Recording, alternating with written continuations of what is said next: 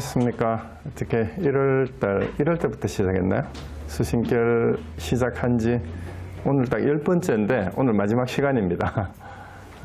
보조국사의 도노 점수의 내용이 잘 담겨 있는 마음 닦는 길이라는 수신결 내용이었는데 이제 마지막 결론 부분이에요. 오늘 결론을 이제 불교 경전에서는 흔히 서분, 정정분, 유통분 이렇게 흔히 얘기를 하는데 서론에서 이제 도입 부분이고 이제 본문에서 이제 정정분을 이제 본론 부분의 핵심적인 요약을 하고 마지막에 유통분이라고 하는 것은 결론을 맺으면서 이 본문이 널리 퍼지도록 당부하는 그런 내용으로 담겨 있어서 그런 의미를 붙였었는데요. 오늘 이제 수신결의 유통분은 결론입니다. 마지막 결론과 당부하는 말씀으로 이렇게 내려지는데 일단 본문 보면서 같이 또 말씀드리도록 하겠습니다. 자, 첫 번째 우리 슬라이드에 나오는 내용은 이제 앞부분에서 왜 도노한 후에도 점수를 해야 되고 또 깨닫기 이전에 이제 수상문 정의에서 하는 점수하고 그 다음에 자성문 정의에서 깨달은 다음에서 하는 점수가 왜 다른지를 분명하게 이제 계속 강조해서 얘기를 했던 게 이제 앞부분의 내용들이었고 이제 마지막 당부를 하면서 바라건대 하고 원컨대 이 말입니다. 여러 수도하는 사람들이요 이렇게 얘기하는 겁니다. 그래서 앞에서 했던 이제 내용에 대한 얘기죠. 바라건대 모든 도닦는 사람은 수도하는 사람은 이 말을 궁구하고 음미하여서 다시는 의혹을 일으켜 스스로 물러나 굴복하지 말아라. 그래서 앞에서 강조했던 바로 도노 점수에서 말하는 자성문정회의 점수는 깨달은 이후에 왜 끊임없이 계속 공을 들이고 수행을 게을리하지 말아야 돼야 하느냐는 그 부분이었어요. 그래서 그것을 잘 새기고 음미해서 의혹을 일으키지 말아라. 그러고 분명히 도노를 했음에도 불구하고 수행을 게을리하게 되면 또 의심이 들기도 하고 이게 내가 아직도 제대로 못 깨달아서 그런가 하고 의심뿐만이 아니라 깨달았다고 하는데도 세상살이에서 아직도 자유롭지 못하게 되면 이게 태굴심이 생겨요. 그래서 태굴이란 말은 물러나 스스로 굴복한다라는 얘기죠. 그래서 공부하는 사람은 자고심이라고 스스로 자기를 높이는 교만한 마음을 가져도 안 되지만 절대로 태굴심을 가져서는 안 된다는 얘기 앞에서 계속 나왔었습니다. 그래서 나 같은 사람은 안 돼. 나는 도저히 가망 없다라는 게 태굴심이에요. 태굴심이에요. 스스로를 굽히는, 물러나서 굴복하는 마음. 그래서 절대로 그 앞에서 누누이 강조했던 말에 의혹이라는 말을 왜 저는 의심이란 말보다 의혹이라는 말을 선호하냐 하면은 이제 보조국사 스스로가 의혹이라고 썼어요. 그리고 의혹은 의심 플러스 혹하는 거니까 헷갈리는 거잖아요. 그죠? 그래서 의심하고 의혹은 그냥 의심은 단순히 잘 모르는 거지만 의혹은 뭐냐 하면 의심과 헷갈리는 것이 같이 있는 거예요. 그래서 의혹을 끊어야 된다라는 얘기는 의심도 끊어야 되고 헷갈리는 것이 없이 홀리는 것이 없이 돼야 된다라는 얘기입니다. 그래서 다시는 이제 문제에 대해서 정확하게 이해하지 못해서 생기는 의심이나 또 이런저런 다른 주장들을 듣고 그게 헷갈리는 일이 없도록 해라 말입니다. 그래서 스스로 굴복해서는 안 된다. 그래서 만약 장부의 뜻을 가지고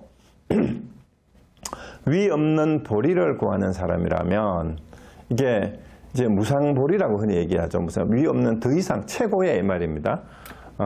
그래서 장부의 뜻이라는 말은 나는 인간의 몸을 받고 태어나서 이 생에 반드시 궁극적인 깨달음을 이룰 것이다 라는 그 뜻이에요.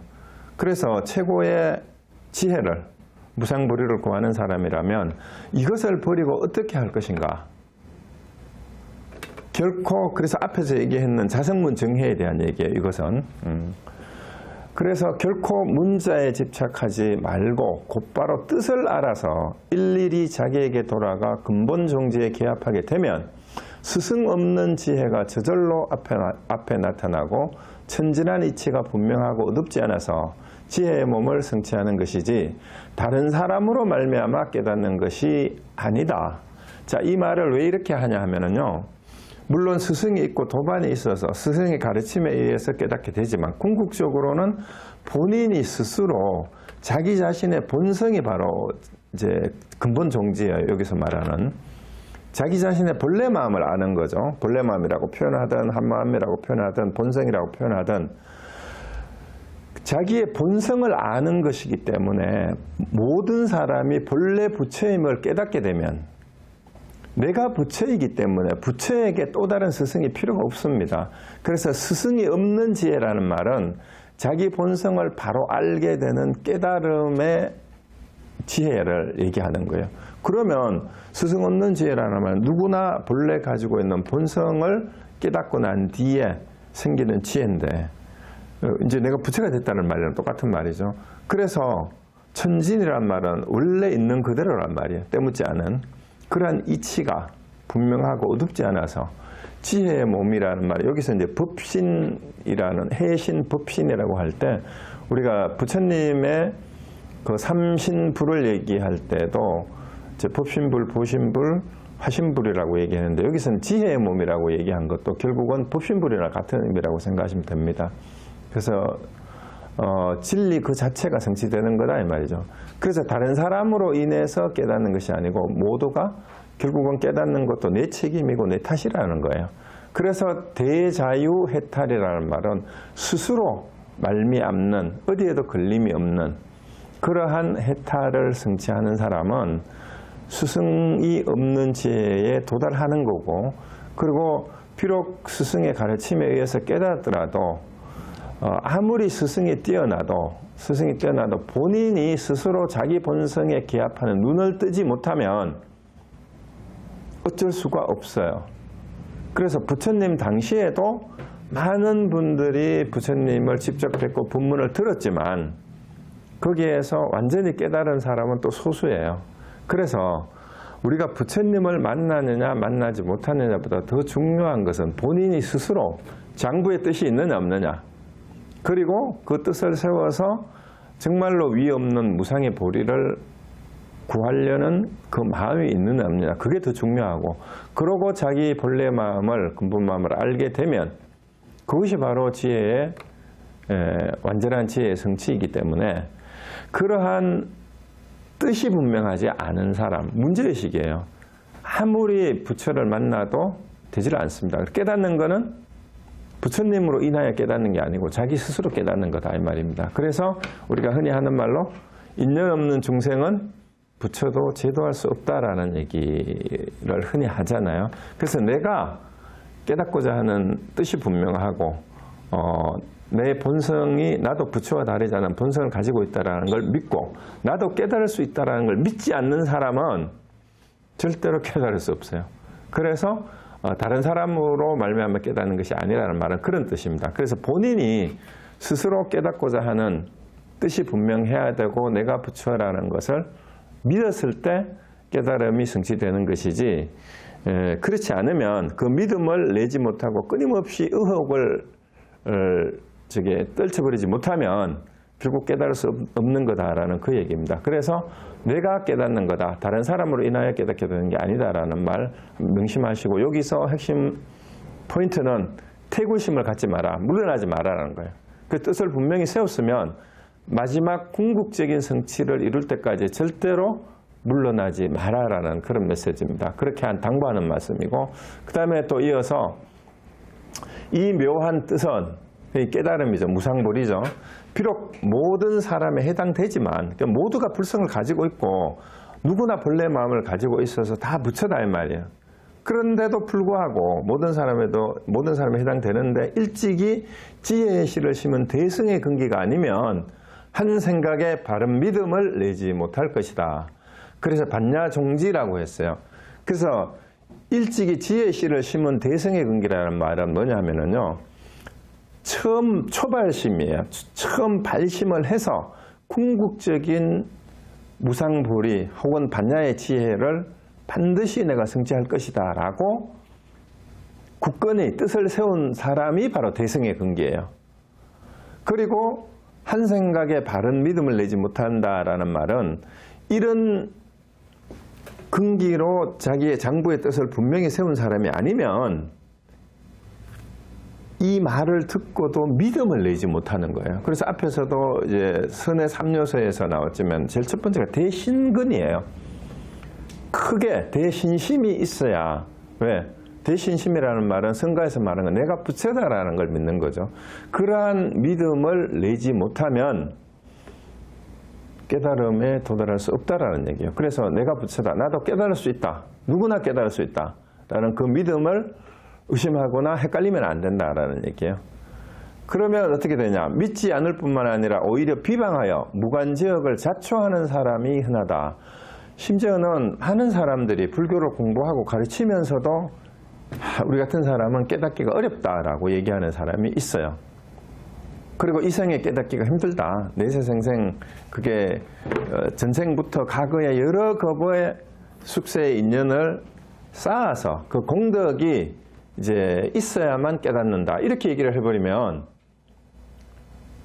많은 사람들이 우리 같은 사람은 이 생이 안 되겠구나 하고 자포자기를 해버린다 이 말이에요. 그렇지 않아요.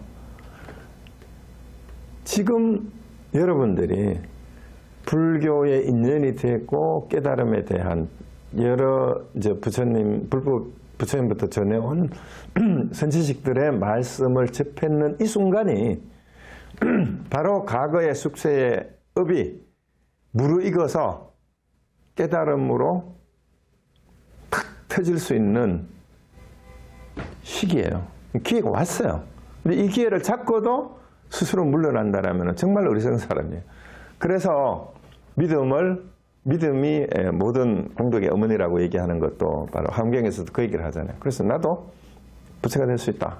내가 부처다라는 걸 믿어야 됩니다. 이걸 믿지 못하면 정법을 비방하는 것이 되고 무관지역을 자초하는 사람이 된다. 무관지역은 끝없이 헤어날 길이 없는 지옥을 무관지역이라고 해요. 쉬지도 않는 지옥이란 말이에요. 휴식도 없는 지옥. 그래서 비록 여기 또 이렇게 나옵니다. 믿어 지니지 않더라도 한번 기전을 스쳐 잠시라도 인연을 맺으면 그 공덕이 이루 헤아릴 수 없다. 그래서 이 최상의 대승의 근기가 가지고 있는 최상의 법문을 한번 듣기만 해도 이 말이에요. 그 공덕이 헤아릴 수 없다. 이런 얘기고, 그 다음에 유심결에 이르기를, 유심결이라는 책은 중국 법안종의 3조조 영명연수 선사라는 분이 계셨어요. 영명연수.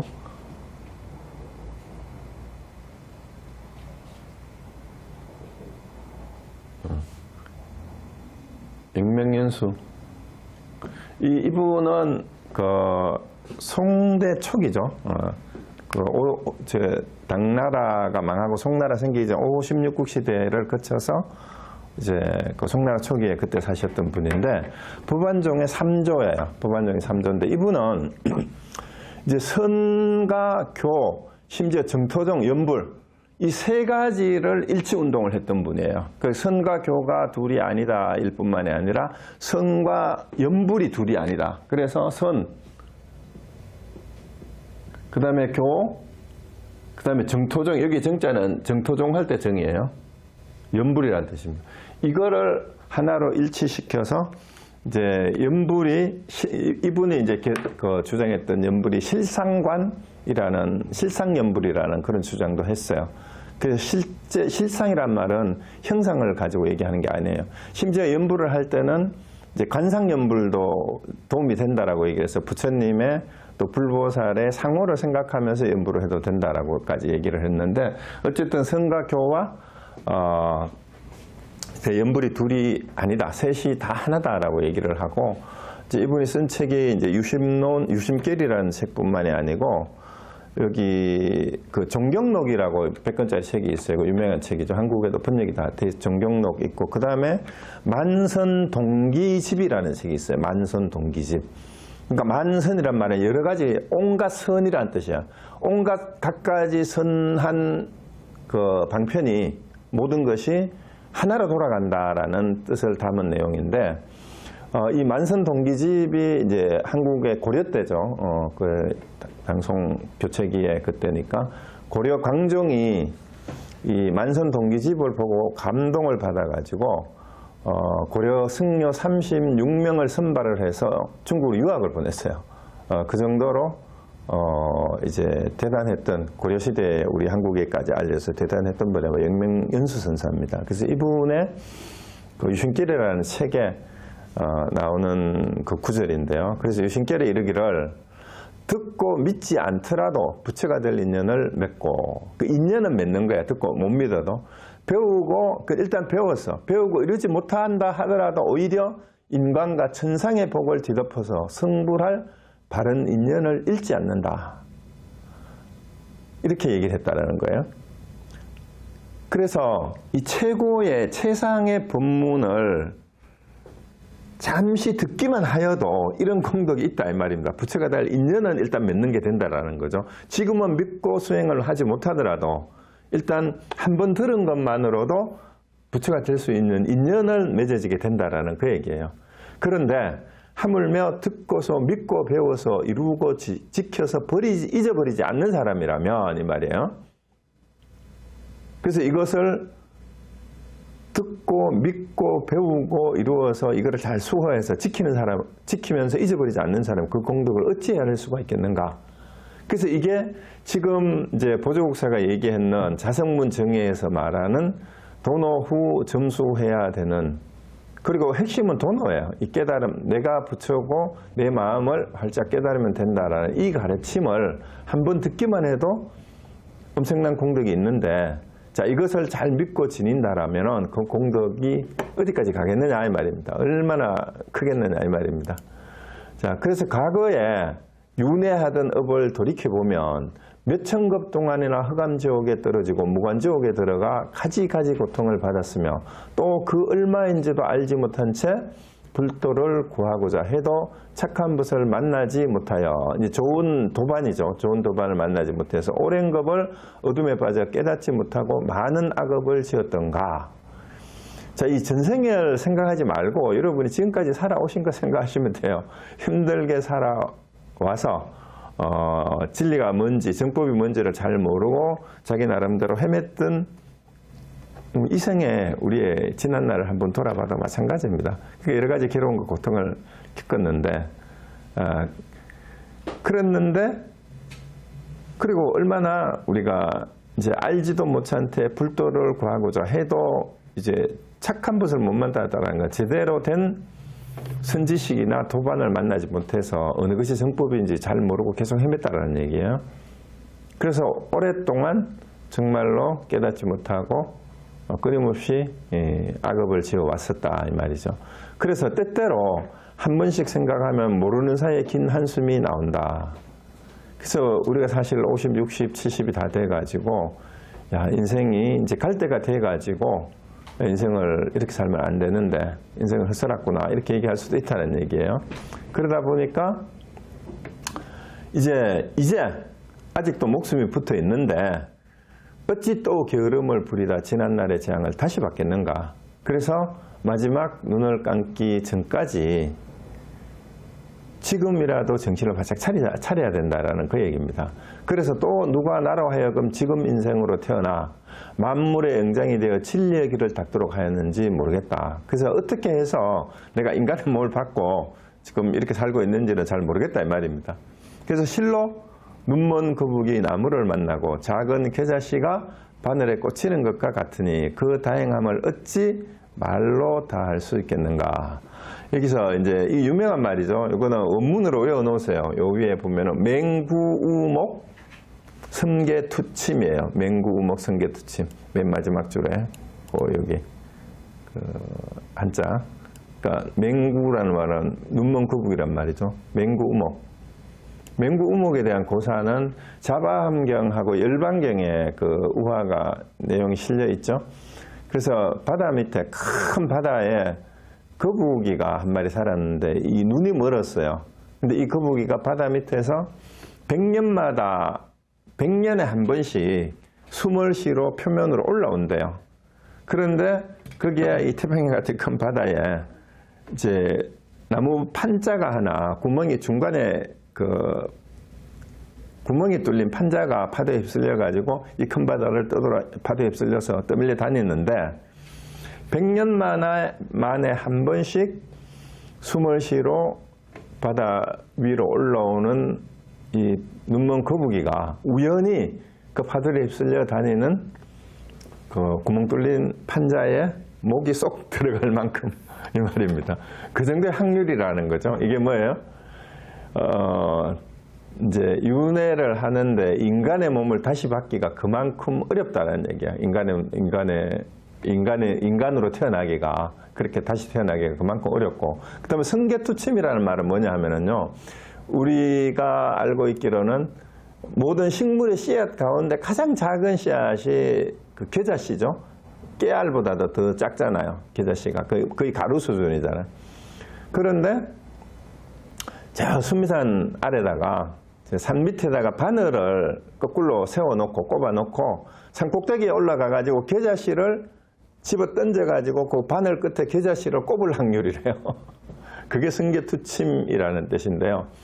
그 정도로 정법을 만나기가 어렵다. 흔히 그렇게 얘기를 해요. 그래서 다시 태어나서 인간의 몸을 받기가, 눈먼 거북이가 바다에 떠도는 그 100년에 한 번씩 올라가서 그 구멍 뚫린 판자에 목을 집어넣는 만큼이나 이제 인간이 되기가 어렵고, 인간으로 태어나더라도 정법을 만나기가 겨자씨를 산 위에서 던져가지고 바늘에 꽂을 만큼 어려운 것이 그 우리의 인연이다. 근데 이렇게 여러분들이 인간의 몸으로 태어나서 바른 정법을 만나지 않느냐 이 말이에요. 그런 어려운 확률을 뚫고 찬스를 잡았다라는 거야. 그래서 그 다행함을 어찌 말로 다 할 수 있겠는가. 근데 이러한 희귀한 확률에 여러분들이 통과해가지고 지금 정법을 접하고 있다. 이제 보조국사 얘기는 그 얘기예요. 그래서 그러니까 얼마나 지금 다행하냐. 근데 왜 이러한 확률을 가지고 인간의 몸으로 태어나서 정법을 만났는데 여기서 왜 물러나려고 하고 장부에 떠서 굽히려고 하고 내가 부처라는 것을 확실히 믿어서 수행을 해서 성취를 안 하려고 하느냐 이 말입니다. 그래서 여러분 어떠세요? 정말 그런 것 같아요? 그래서 여러분은 지금 우리가 같이 함께 이제 보조국사의 수신결을 보는 인연이 마치 맹구우목 성계투침하는 것과 같은 확률을 가진 과거의 공덕을 지은 사람만이 이 보조국사의 이 본문을 접할 수 있었어요. 그 얘기입니다. 그러니까 우리는 너무너무 감사하고 정말 다행이라고 생각해야 되는데, 그래서 얼마나 짜릿하고 흥분해야 되죠. 야, 그러면 이런 어려운 과정을 통과해 왔어요, 우리는. 그러니까 이제 얼마 남지 않았다는 얘기입니다. 자, 그래서 다음 또 봅시다. 내가 지금 만일 스스로 물러날 마음을 내거나 게으른 마음을 내어 항상 뒤로 미루다가 잠깐 사이에 목숨을 잃고 악도에 떨어져 온갖 고통을 받을 때는 비록 한 구절 불법을 듣고 믿고 알고 받들어서 고통을 면하고자 해도 다시 어찌 얻을 수 있겠는가. 그러니까 지금이 절체절명의 찬스고 기회니까 이 기회를 놓치면 또 악도에 떨어져 가지고 인간으로 다시 태어나기도 힘들고, 그 다음에 인간으로 태어나더라도 정법을 만나기가 그렇게 어려운 확률을 통과해서 지금 여기에 막판에 도달해 있다 이 말입니다. 그래서 여기에서 왜 스스로 물러날 마음을 내거나 게으른 마음을 내냐 이 말이에요. 이게 강조하는 이유가 있어요. 그렇게 어려운 인연으로 우리가 인간의 몸을 받고 정법을 불법을 만났다 이 말이에요. 그러니까 게으른 마음 내지 말라, 물러나지 마라, 방해를 하지 말아라 이 말이에요. 그 뒤로 미루지 말고 어떤 일보다도 더 시급한 게 이 일이다 이 말입니다. 우리가 언제 어떻게 이제 이생이 마감할지 몰라요. 오늘 우리가 무슨 사고가 나서 인생이 끝날지도 알 수가 없어요. 캘리포니아에 살면 지진이 날 수도 있고, 나하고는 아무 관계없이 집으로 돌아가는 길에, 외출을 하는 길에 교통사고가 나서 그냥 갈 수도 있어요. 그리고 우리가 알 수 없는 전쟁이 나거나 사고가 나서 폭탄이 터지거나, 누가 이제 심지어는 우리 한국에서는 그런 일도 있었잖아요. 그 이태원에 놀러 갔다가도 죽잖아, 사람이. 그러니까 온갖 악도에 떨어서 이 고통을 받을 때 그때는 이미 아무리 좋은 불법을 들어도 안 된다는 거예요. 왜냐하면 악도에 떨어졌다라는 거는 지옥이나 악이나 축생이 됐는데 그때는 정법을 만나도 알아듣지도 못해요. 악도에 떨어졌다라는 얘기는. 그래서 적어도 인간의 몸을 받았을 때 정법을 알려줘도 그걸 들을 수 있고 믿고 알고 받들 수가 있는 기회가 온 거다 이 말입니다. 그래서 정말로 고통을, 이 생사윤회의 고통이죠. 생로병사의 고통에서 벗어나서 정말 대자유회탈을 얻으려고 하거든 절대 물러나거나 게으른 마음 내지 말고 뒤로 미루지 마라. 이게 제일 급하다 이 말이에요. 그래서 다시 얻기 어려운 기회니까 지금 물러나지 말고 정면 승부를 하라 이 말입니다. 그래서 위급함에 이르러서는 뉘우쳐도 소용이 없다. 바라건대 모든 수도하는 사람들은 방해를 하지 말고 탐욕과 음욕에 집착하지 말고 머리에 타는 불을 끄듯이 살피고. 그러니까 머리에 불 붙으면 어떻게 됐어요? 이보다 더 급한 일이 없죠, 그죠? 여러분이 머리카락에 불이 붙었다고 생각해 보세요. 이거보다 더 시급한 일이 없다 이 말입니다. 다른 생각 아무것도 없겠죠, 머리에 불 붙으면. 그리고 그렇게 살피고 돌아보기를 잊지 마라. 공부하기를 그렇게 해야 된다는 얘기예요. 이게 대분심이에요, 대분심이. 덧없는 세월은 빨라서 몸은 아침 이슬 것 같고, 이제 저희 나이만 돼도 그렇게 느껴지죠. 저도 이제 60이 넘고, 미국 온 지도 20년이 훨씬 넘었어요. 벌써 24년째가 됐네요. 그 10년이 정말 금방이고, 20년이 금방이고, 제가 불과 몇 년 전만 해도, 아직도 젊다고 생각을 하고, 아메리칸 드림이 언젠가 이루어지겠지 싶었는데, 이제는, 언제 인생이 종칠지 모르니까 빨리 정리를 해야 되겠다라는 생각이 드는 거예요. 이제 나이가 들면 그렇게 됩니다. 그래서 몸이 아침 이슬 것 같다라는 거는 아침 이슬은 햇볕만 떠오르면 바로 말라서 없어지는 거고 해도 뜨기 전에 누가 아침 산책하는 사람이 발로 차고 지나가 버리면 떨어질 그런 이제 경각에 달린 목숨과 같은 거라는 거죠. 우리 몸은 그렇게 금방 없어진다 이 말입니다. 그래서 목숨은 지는 해와 같고 해질 때 보면은 석양을 저녁 노을을 잠깐 바라보고 있다가 보면 금방 해가 지잖아요. 우리는 이미 우리 50, 60이 넘어가면 60, 70이 되고 나면은 우리의 수명이 이미 지는 해와 같이 완전히 석양의 서산에 걸린 것 같다 이 말입니다. 그래서 오늘 지금 비록 살아있다 해도 내일을 보장하기 어려우니 그렇잖아요. 간절히 마음에 새기고 간절히 마음에 새기라. 그러니까 언제 끝내야 돼요? 오늘 끝내야 돼요, 공부를. 그 마음으로 하루도 게으르고 미루면 안 된다. 내일 해야지 없어요. 오늘 끝내야 돼, 오늘. 그래서 이 얘기는 뭐냐 하면 오늘 어떤 문제를 받았으면 오늘 부딪히라 이 말이에요. 오늘 부딪히라고. 그래서 옛날 도인들은 경허선이 찬송곡에도 나오잖아요. 하루 종일 참선해서 이제 해질 때 못 깨달으면 다리 뻗고 울었다 그러잖아요. 오늘도 또 하루 허탕했구나. 그리고 북망상천 이제 곧 가깝다라고 이렇게 얘기를 하는 게 이제 경허선 찬송곡에 나오잖아요. 그래서 내일을 보장하기 어려운 게 사실은 우리의 삶이에요. 그러니까 오늘 목숨 붙어 있는 지금 이 순간 간절한 마음으로 발심을 해서 발심이 부족하면 다시 발심을 해야 돼요. 그러고 도대체 이게 뭘까? 라고 정면승부를 해야 됩니다. 그래서 간절히 마음에 새기고 간절히 마음에 새기라라고 거듭거듭 반복해서 절수제의하고 두 번이나 반복을 하는 겁니다. 마음에 새기고 또 마음에 새기라. 자, 또 유의의 선을 의지하여도 사막도의 고통을 면하고 우리가 흔히 하는 말은 예를 들어 보시를 예를 들면은 무주상보시라고 얘기하잖아요. 그거는 무위보시예요. 이 유의라는 말은 생색을 내고 형식적으로 뭐뭐를 해야 되고 복을 받기 위해서 하는 모든 행동 이런 것들이 유의의 선이에요. 그 세상살이에서 선악이 구분이 되잖아요. 참 착한 일을 한다, 좋은 일을 한다, 남을 도와주고 그 다음에 여러 가지 뭐 좋은 일을 하는데 이거는 이제 겉으로 보이는 유의의 선을 짓더라도 이 복이 크다는 거예요. 사막도를 면한다는 건 사막도는 이제 육도윤회라고 얘기했을 때 지옥이나 악이나 축생이 되는 것을 면한다라는 거예요. 궁극적인 무의나 깨달음은 얻지 못하더라도 복을 많이 지으면 겉으로 이제 그런 복만 지어도 사막도의 고통을 면하고 천상과 인간에서 뛰어난 가보를 얻어서 온갖 즐거움을 누린다고 합니다. 그러는데 하물며 이 최상승의 깊은 법문이겠는가? 이 최상승의 뛰어난 법문을 바로 받아들이고 믿고 의지하면 이게는 무위법이에요. 무위법. 유위법이 아니고. 그러면 사막도뿐만 아니라 천상도 인간도 넘어서 이제 윤회를 바로 벗어나는 길이 최상승의 길이에요. 그죠? 그리고 최상승의 깊은 법문은 윤회할 것이 본래 없다라는 것을 아는 자리, 그 자리로 바로 들어가는 거예요. 그 윤회가 없는 자리로 가는 거예요. 윤회가 없는 걸 바로 깨닫는 거죠. 본래 마음에는. 그래서 잠깐 동안 믿음을 내어 이루는 공덕도 어떤 비유로도 말할 수 없다. 그래서 잠깐만 믿음을 내더라도 이 최상승의 법문에 대해서 아, 나도 부처다. 다른 게 없구나. 정법, 불법 하는데 내가 부처다. 내 본래 마음이 궁극적인 지혜다라는 것을 믿으면 이 말이에요. 잠깐만 믿어도 그래요.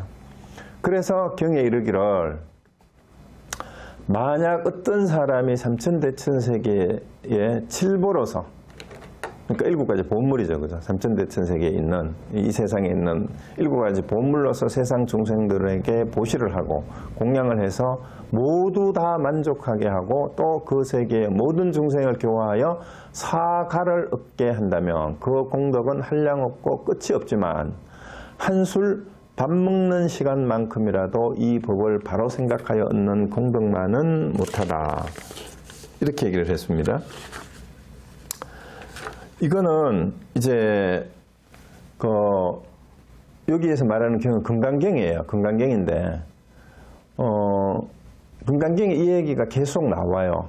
이 삼천대천세계를 칠보로 장식을 하더라도 사구계의 한 구절을 수지 독성하고 전하는 공덕보다 못하다. 이런 얘기가 계속 반복돼서 이제 금강경에서 나옵니다. 그런데 여기서 또 이제 그 세계의 모든 중생을 교화하여 사가를 얻게 한다라는 말이 뭐냐 하면 사향사가 할 때 사가는 바로 저기 그 수다원, 사다함, 아나함, 아라한의 그 성자의 지위를 말하는 거예요. 그래서 다른 사람을 교화해 가지고 모든 사람들이 이 성자의 반열에 오르도록 다른 사람들을 다 중생을 제도하더라도 이 말이에요. 그렇게 하더라도 뭔 말이에요?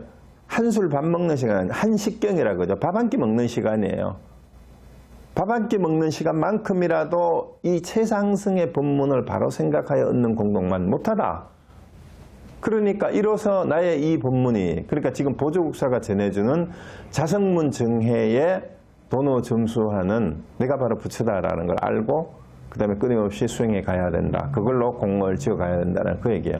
이것이 가장 높고 귀하여 모든 공덕에 견줄 수 없음을 알아라. 그래서 여기서 얘기하려고 하는 게 뭐냐 하면은요, 유위의 법이나 그 다음에 여기서 이제 대승불교에서 흔히 이제 초기 불교를 소승이라고 폄하하면서 소승불교의 체교의 가위가 되는 승자 이제 수다원부터 이제 그 아라한까지 4가지의 성인의 지위에 도달하게 되더라도 그 공덕은 최상승 법문인 이 대승의 법을 옳게 믿고 깨닫는 거에 비하면 그건 아무것도 아니다라고 이렇게 얘기하는 이유가 이제 그 궁극적인 깨달음을 얻어서 내가 바로 부처임을 알고 살아야 되지 이러한 그 이제 소승불교의 최고의 가위를 얻고 자기 스스로 만족해서는 안 된다라는 그 얘기예요. 그래서 이제 사향사과라는 말은 요거는 이제 깨달음을 초기 불교에 주로 이런 게 있었어요. 깨달음 얻은 승자들의 수행 단계의 과정이나 도달의 경지를 이제 사향사과해서 이거를 이제 사쌍팔배라고도 해요. 사쌍팔배라고도 하는데 이게 뭐냐 하면 이제 승자 이제 초기 불교에서는 깨달음으로 승자의 반열에 들어가는 것을 처음 이제 깨달음의 뜻을 알고 이제 성인의 길을 가기 시작하는 걸 예류과라고 했어요. 이걸 수다원이라고 했어요. 그리고 수다원 그 다음이 사다함, 이거는 일례라고 하고 아나함은 불환이라고도 하고 아라향은 이제 응공 혹은 무학이라고도 얘기를 했죠. 여기서 이제 예류향, 예류가, 일례향, 일례가, 불안향, 불안가, 아란향, 아란가라고 해서 요거에 이제 8개로 흔히 얘기를 해서 사상팔배라고 하는데, 이거는 뭐냐 하면 향이라는 거는 예를 들어서 예류향은 수다원 향인데 이제 수다원 과를 향해서 가는 과정에 있는 거를 얘기를 향이라고 해요. 각각의 과정에 있는 거예요. 그 다음에 그 단계를 지나서 그 다음 단계로 가는 도중에 있는 걸 향이라 하고, 거기에 도달해서 결실을 맺은 걸 과라고 해요. 그런데 여기 향은 가는 길이라는 뜻이고, 과는 각각의 과를 향해 가는 과정이고, 과는 그 단계에 도달한 상태를 말하는데, 조금 더 보충을 하면은 초기 불교는 이렇게 설명을 해요. 어떻게 하냐면은 수다원과는 예류라는 말은 처음으로 성인의 흐름에 입문했다라는 그런 뜻이에요. 깨달음의 흐름에 참여했다. 그래서 궁극적인 불도 수행에 대해서 확신이 생겨서 이제는 중생으로 되돌아가지 않는 이제 성인의 흐름에 반열에 이제 들어가기 시작했다라는 그런데, 아직까지도 완전히 떨쳐버리지 못한 게 뭐냐 하면은요, 이제 무아에 대한 자각은 있어요. 유심견, 변치 않는 자아가 있다라는 견해는 떨쳐버렸어요. 의심이나 계율이나 의식에 대한 집착 같은 것도 없어졌어요. 그런데도 여전히 인간과 욕계천상의 최대 7번 정도는 더 윤회를 해야 될 정도이고, 사악도는 벗어났지만 지옥 악의 아수라는 아직 완전한 해탈을 하지는 못했어요. 그래서 한 7번 정도는 다시 태어나야 되는데, 근데 이제 악도는 벗어난 단계, 이런 단계고, 그 다음에 사다함은 한 번 온다라는 뜻이잖아요. 일례라는 뜻은 수행도상에서 한 번 더 욕계로 태어나는데, 이제 탐진치는 상당히 엷어진 상태라서 이제 한 번만 더 윤회만 하면 된다라는 그런 얘기고, 안하면 불화는 다시 돌아오지 않는다는 얘기는 더 이상 욕계에는 다시 태어나지 않는다는 얘기예요. 그래서 감각적 욕망과 악의가, 나쁜 뜻이 없어지고 이제 색계에 즉시 태어나는 경지까지 이제 가는 게 아나함이라 그래요. 그렇지만 아직 색계에 머물렀으니까 욕계, 색계, 무색계가 다 중생계잖아요. 아직 완전히 해탈이 안 된 거예요. 그 다음에 아라한은 이제 드디어 더 이상 배울 것이 없는 거라고 해서 무학 혹은 무학유라고 그래요. 그 색계, 무색계에 대한 갈망이나 아만이나 들뜸, 무지 이런 게 분내가 완전히 다 해서 이제 해야 할 바가 다 했고 윤회에서 완전히 해탈된 거를 아라한이라 하고, 초기 불교나 이제 소승 불교에서 아라한이 수행의 최고 경지예요. 근데 이것도 저는 비유로 보면 좋을 것 같아요. 이제 수행을 하다가 보면 이제 이게 사악도에는 더 이상 떨어지지 않는다는 수다원이라는 얘기는 뭐냐 하면은요, 남을 죽이려고 하거나, 그 다음에 악인은 뭐라 그랬어요? 늘 남을 나쁘게 해치려고 하는 게 지옥 중생이고, 악인은 굶어 죽은 귀신인데 식탐이 있어서 남에게 베풀 줄 모르는 거, 이게 악이에요. 그 다음에 아수라는 싸움의 귀신이고 잘난 척하는 거고, 자꾸 남을 해치려고 하는 그런 게 있죠. 자기가 이기려고 하고 잘난 척 교만함이 남아있는 게 아수라입니다. 그 다음에 축생은 이제 그 짐승이니까 그 본능적으로 행동을 해서 자기를 살피는 능력이 없는 게 축생이에요. 그런데 적어도 요 수준은 넘어간 사람이 수다원이라고 생각하면 되고요. 일례라는 말은 한 번 육계로 태어난다는 얘기인데, 이거는 뭐 한 번이라는 얘기는 평생 살다가 보면 어쩌다가 한 번 정도는 탐욕, 탐진치에 끄달릴 수 있는 참 드물지만 그런 수준의 이제 수행이 된 거고, 아나함은 이제 더 이상 탐진치에는 끄달리지 않는 상태가 됐지만 아직 완전한 이제 해탈은 되지는 못했어요. 이제 욕계에는 더 이상 욕망은 없어요. 근데 아라한은 이제 그런 거라고 이렇게 보시면 되는데, 어쨌든 여기서 얘기하려고 하는 뜻이 뭐냐 하면은요, 유의법을 통해서 여러 가지 선한 공덕을 짓고, 심지어는 이제 소승에서 얘기하는 사과의 성인의 위에 오르더라도 이 최상승 본문인 자성문 정해의 수행만큼은 도달하지 못한다. 그보다 더 상위에 있는 것이 보족사가 얘기하는 자성문 정해의 정해상수에 대한 가르침이다. 이것은 정말로 그러한 공덕에조차도 견줄 수 없는 엄청난 그런 공덕이다라는 걸 얘기하기 위해서 이제 사과까지도 인용을 해서 가지고 왔어요. 앞에는 칠보로 이제 보시를 해도 또 사과를 얻더라도 이 본문을 믿고 지니고 깨닫는 것만큼은 공덕이 못하다라는 그 얘기입니다.